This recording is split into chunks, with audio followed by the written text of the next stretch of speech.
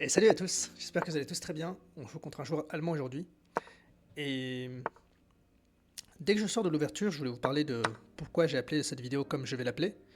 C'est-à-dire quelles faiblesses j'ai analysées dans mon jeu et que je vais essayer de corriger à compter d'aujourd'hui. Euh, je me concentre sur les coups d'ouverture parce que si je parle en même temps, je vais blunder. Ok. Ok, je réfléchis ici, je pense que je peux sortir d'ores et déjà le fou. Je vois pas de contre-indication. E6 serait jouable aussi, mais Euh, comme a priori ce fou va venir s'échanger, les deux se jouent. Je pense que je peux tout simplement jouer fou là, dame D3 et juste jouer une partie d'échecs. Ah, mais attention à ce qu'il n'y ait pas de problème. Dame D3, E6, cavalier ici, tour C8. Et si. Oh alors, pardon. Fou G4, C4. E6, cavalier ici, tour C8, dame A4. J'ai l'impression que j'ai des problèmes.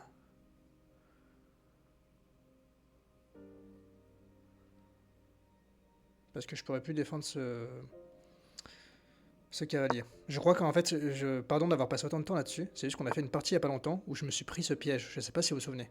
On gardera l'analyse, mais j'avais peur de cette ligne du coup. Donc tant pis, ce fou, je viendrai le développer à un autre moment, et je suis quand même assez content du cavalier en C3, parce que je vais pouvoir avoir une cible ici.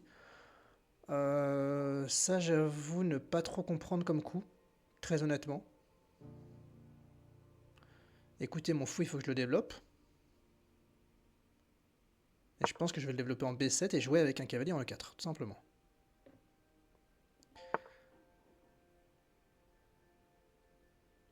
Je peux même d'ailleurs gagner le fou, de manière très concrète.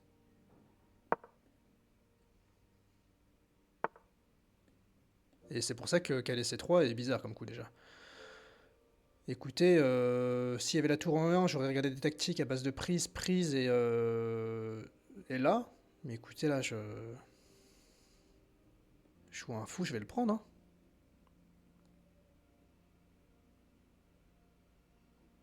Je louperai a priori. Il peut revenir avec son cavalier ici s'il veut, mais grand bien lui en face.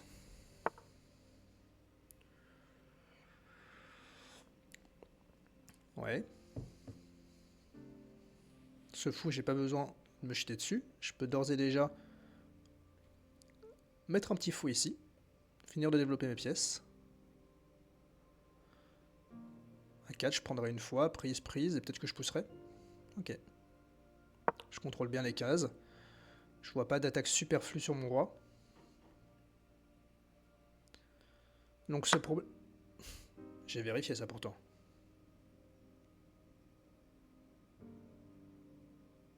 J'ai vérifié, non? Je me... Mince. Hmm. Ça marche ça? Cavalier prend. J'attaque la dame, donc prise est obligée. Donc cavalier prend, lui peut faire sur échec.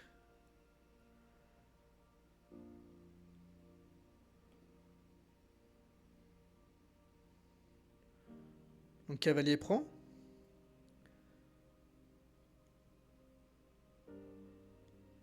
Sur fou prend. Fou ici. Et sur fou prend, cavalier prend. C'est dingue, j'ai quand même vérifié que ça marchait ça.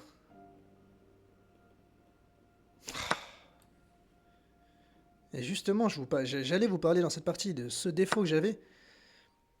Du fait que...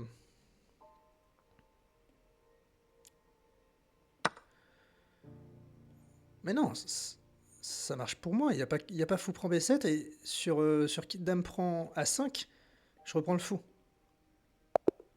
Ah, j'ai pas halluciné quand même. Bon, ça tombe bien que ça soit une partie assez courte. Peut-être que je la compléterai avec une étude parce qu'elle est vraiment courte.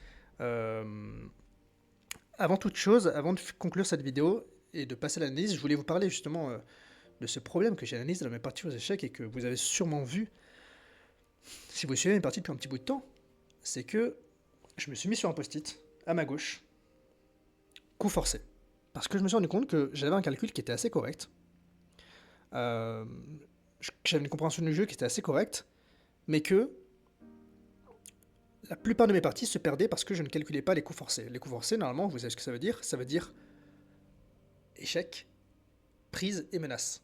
Et en fait, la partie précédente, je vous invite à la regarder, elle était super intéressante d'ailleurs. Je perds la partie parce que sur la fin de la ligne de mon calcul, je ne regarde pas quels sont les échecs, les prises et les menaces, et je joue tempo le coup qui me paraît le mieux. Et ça, même à mon niveau, il faut regarder quels sont les coups forcés, parce qu'ils ne sont pas durs à calculer. Un échec, ça se voit tout de suite, il n'y en a pas 20 000.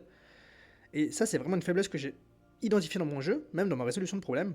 Et c'est pour ça que je me suis mis sur un post-it que j'ai collé en bas de mon écran, et j'ai mis coup forcé. C'est presque de la triche.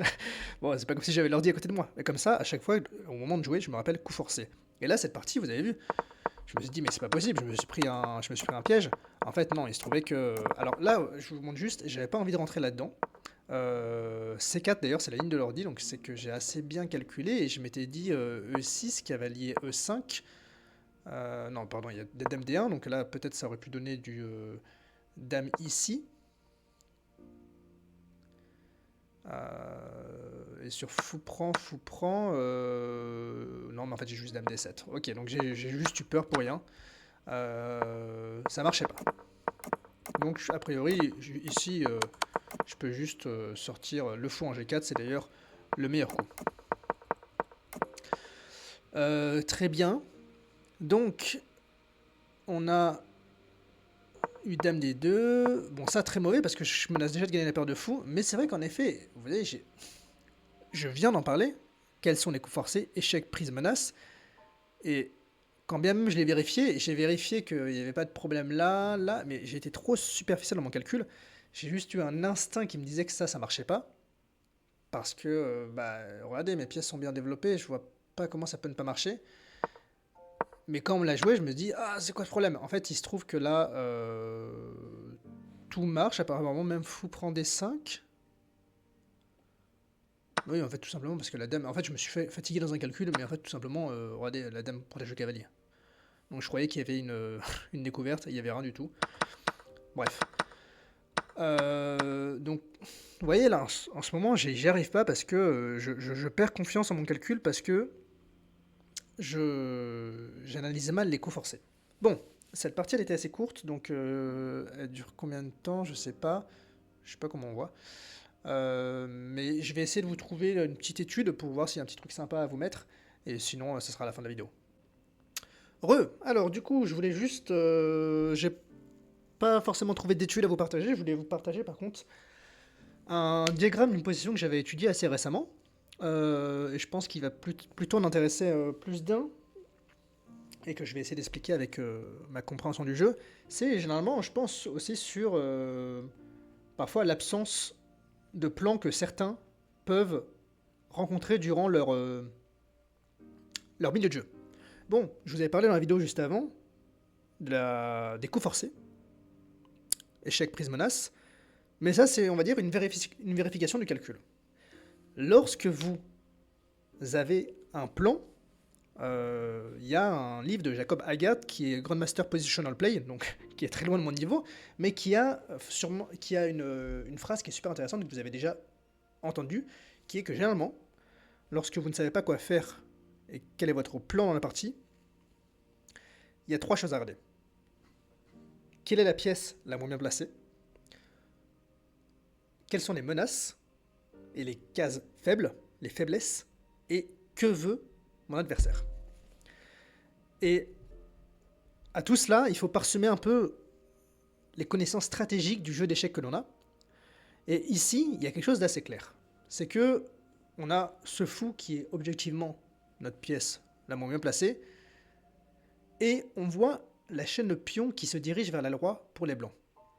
Et généralement, il y a un principe qui veut, par logique d'espace, parce que les blancs ont plus d'espace sur l'aile roi, regardez ici, que en fait, tout simplement, on veuille jouer dans la direction vers laquelle pointe notre chaîne de pions.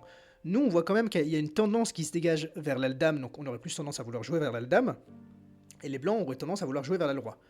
On a aussi ce problème de ce fou qui est très mauvais, et ici, il y a un seul coup qui permet de prendre l'avantage avec les noirs. Donc vous voyez, 1,6, c'est un seul coup. Je vous laisse mettre la vidéo sur pause si vous, si vous voulez essayer de le trouver, et après je vous explique. Ici, de ce qu'on a, de ce dont on a parlé, on sait déjà qu'on a cette pièce qui est moins bien placée.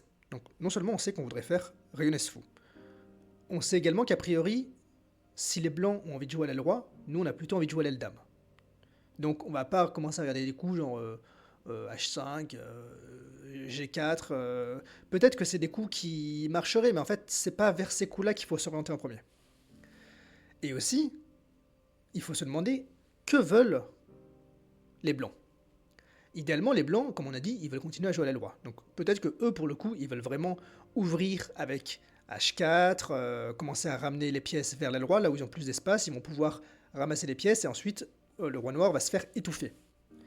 Et donc, pour fermer la position, il n'y a qu'un seul coup pour les blancs. Et disons que là, ça soit notre trait, et qu'on joue un coup un peu imprécis, disons A5. Et bien là, en fait, il y aurait C4. Et regardez, alors on peut soit pousser, ce qui enterrerait encore plus notre malheureux fou, mais même la prise des prend C4, c'est une chimère. On a l'impression qu'on résout un peu les problèmes, mais on a quand même toutes ces pièces-là qui ne jouent pas. On joue avec 3 pièces de moins. Alors l'ordi n'est pas si dramatique, il dit plus 1,2 pour les blancs, mais croyez-moi que la situation va vite se détériorer. Les fous des blancs sont beaucoup plus actifs que les nôtres. C'est catastrophique. Notre pion E est faible, bref, etc. Et donc, forcément, maintenant que je vous ai expliqué ça, je pense que vous avez compris quel est le coup pour les noirs. Un coup qui non seulement permet d'empêcher la menace des blancs, mais qui également vient attaquer le problème à la racine de cette chaîne de pions qui pointe vers notre roi, c'est C4. Et regardez, C4, il n'y a pas de bonne solution. Si pion prend, D prend, non, pardon, je veux dire D prend E, et là, regardez, on va récupérer ce pion, étant donné que le cavalier va bouger. Donc déjà, on sent que C prend, c'est pas forcément très bon. Si vous jouez pas ça, qu'est-ce que vous jouez?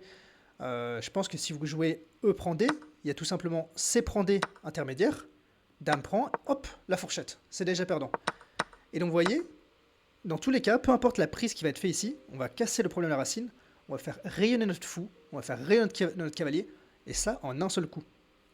Donc, c'est vraiment un concept stratégique qu'il faut bien retenir, c'est jouer vers la direction de ces chaînes de pions, et aussi retenir ces 3 questions. Quel est le plan de l'adversaire, quelle est ma pièce à me placer, et quelles sont les cases faibles. Et vous voyez, là, vu qu'on a compris que le plan de l'adversaire, c'était de pousser C4, et ben on le pousse nous-mêmes. Parfois les échecs, c'est pas plus compliqué que ça. Bon, il se trouve que la position est vraiment fantastique pour ça, mais vous voyez que c'est tiré d'une vraie partie. Donc c'est pas non plus quelque chose qu'on sort de nulle part. Donc voilà pour ce petit aparté, j'espère que ça vous aura plu. Écoutez, je vous dis à bientôt pour demain pour le prochain épisode du Route 2000. Et je vous remercie de continuer à m'écouter et de me suivre, ça fait toujours plaisir. À bientôt, ciao ciao.